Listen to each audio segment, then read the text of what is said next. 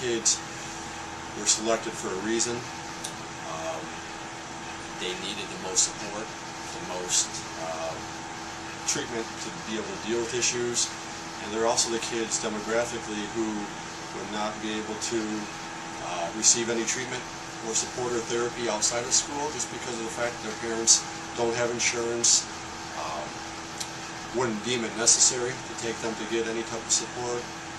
We have a population of children who are all at risk. We have 220 children who all come in at risk for learning, but many of those children come in with a lot of at-risk factors due to environmental issues or maybe some mental health, and they don't really know how to express themselves. So oftentimes they express themselves in behaviors. That it touches a lot of lives. It really helps, and it's consistent for these kids. You know, they come to school, and sometimes we have trouble in an agency setting, which is where I work right now, getting people in. You know, these kids, they're in the schools, they're there, they're going to be there, and so just in that sense, you know that these kids are going to get help if they're at school. Gives them that ability to start beginning to process some of the information that they need to get out, or that they need to express, and a very safe environment for them to be able to do that.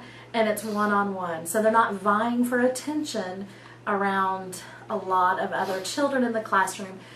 And I would see the actual effects that play therapy had on the kids throughout the year. So I was actually seeing it, firsthand, not even through the kids, but also through the teachers' reports, through the parents' reports, everything like that. And it really helped me to realize that what we were doing was making a difference, that these kids were, their behavior problems were going down, and they were able to handle classroom activities better. They could stay in the classroom, they could go home and, know that they would come back and they would be able to go to play therapy, and it was a consistent thing in their life.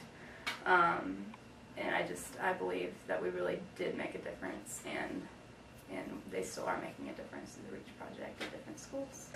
I know that my teachers that I interacted with were just amazed at the changes in their own students, and the way that they deal with conflicts. I think when the emotions start to rise, they seem to be better prepared of how to deal with things that pop up with their emotions or conflicts with peers or with teachers.